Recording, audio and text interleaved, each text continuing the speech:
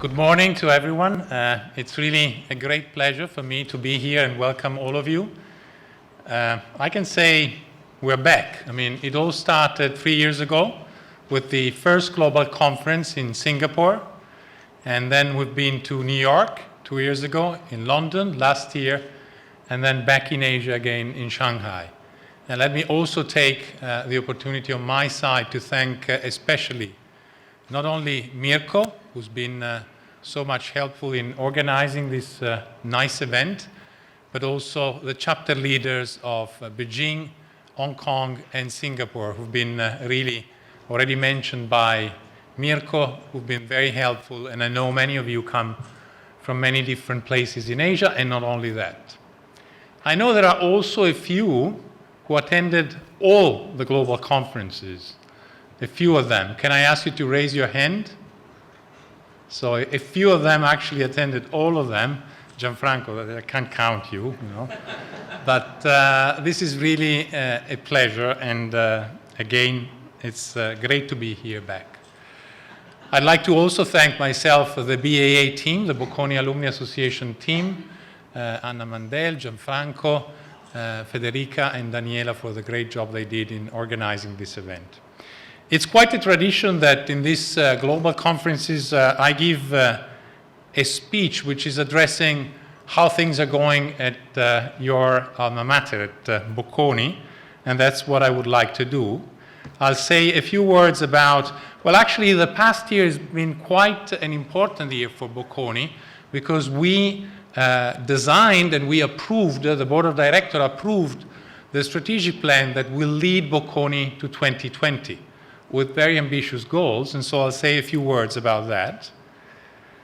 Then I'll update you on some of the main recent results, and I'll say a few words of what's going to be next in the next couple of years, and also, of course, being here in China, a few words about Bocconi and this very large and significant country, more and more significant country.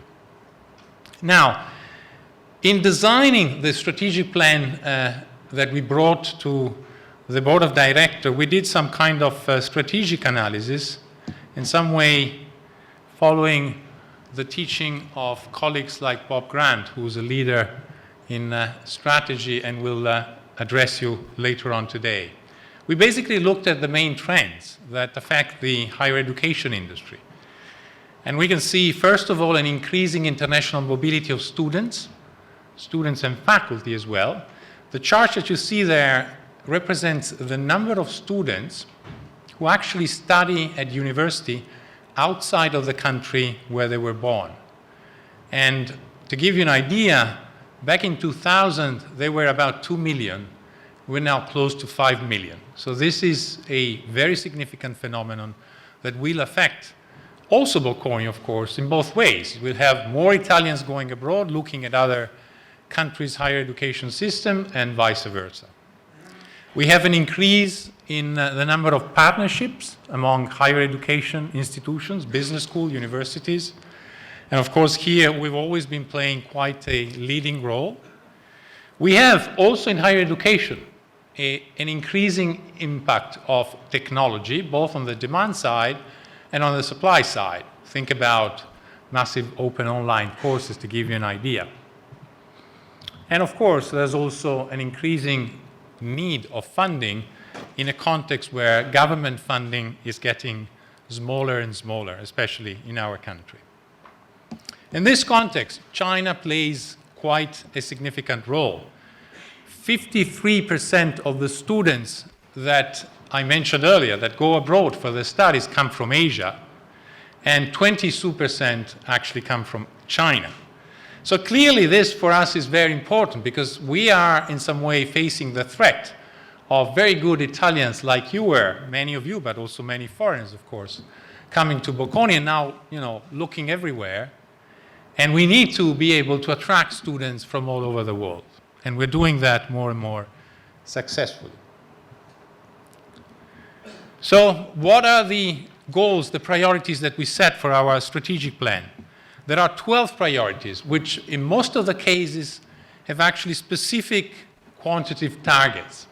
So I'll mention a few. We'll have a growth in size of the faculty by about 10%, but also growth in the international share of the faculty.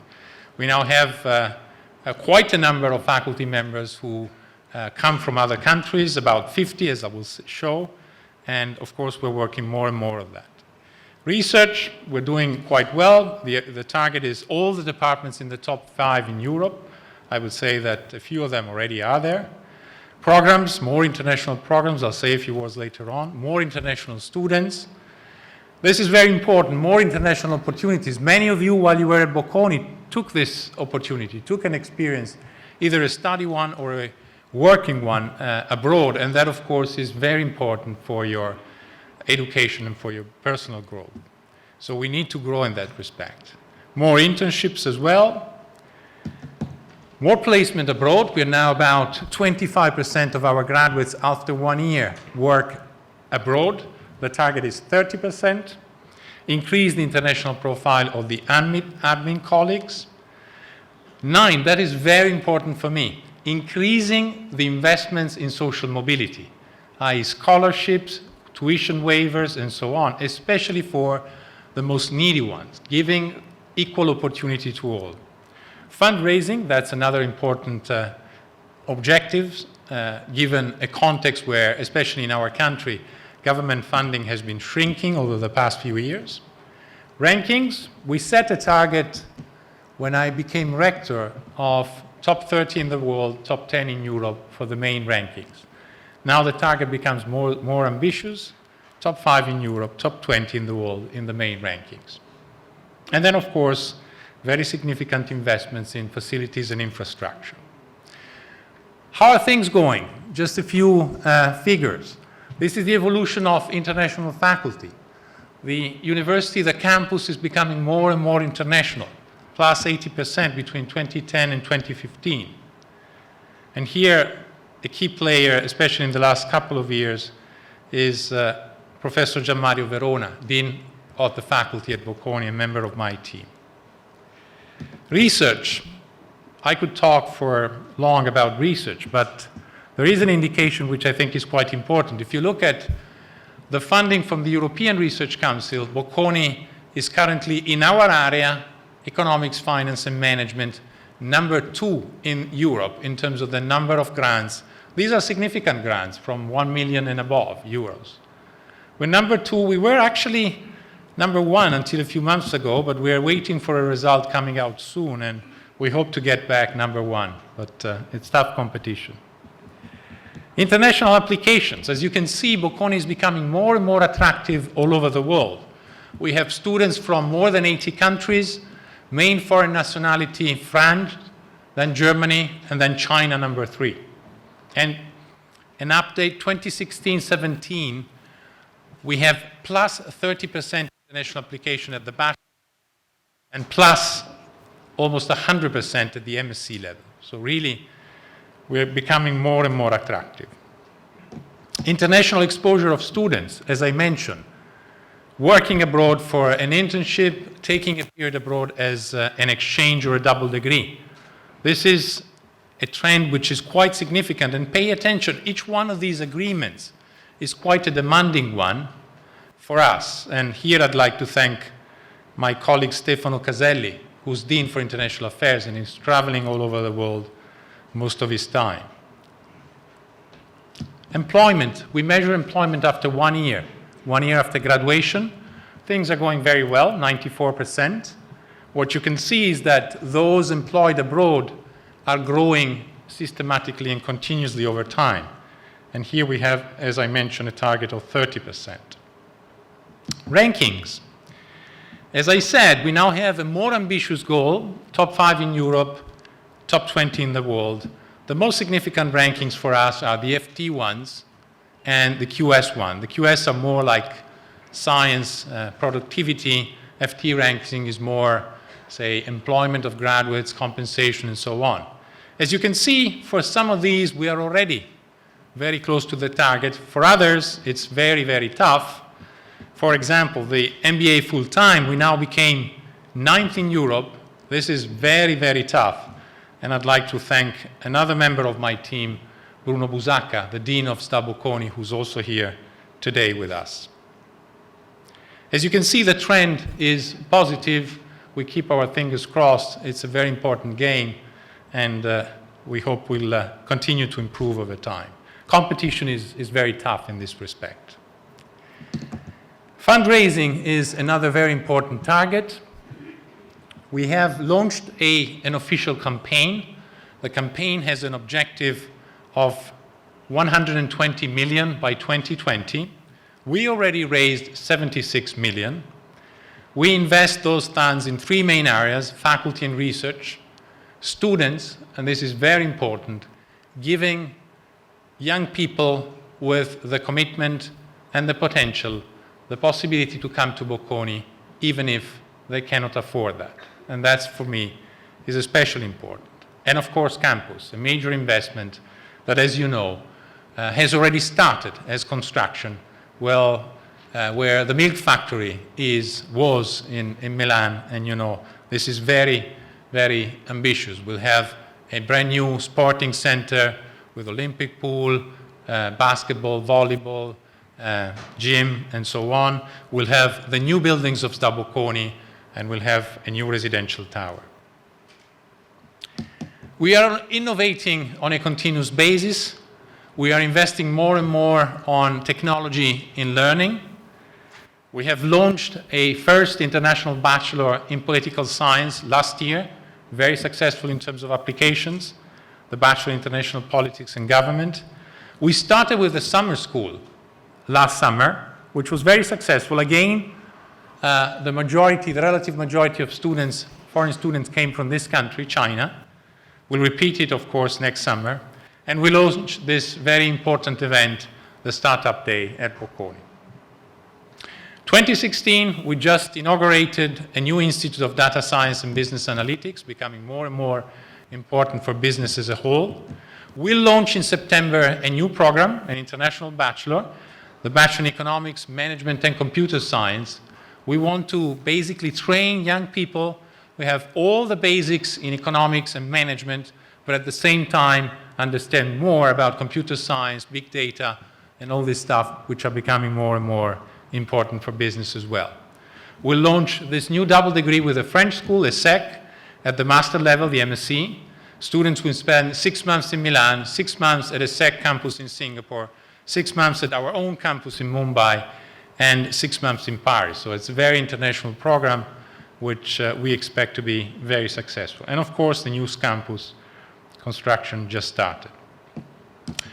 Bocconi and China, this is very important.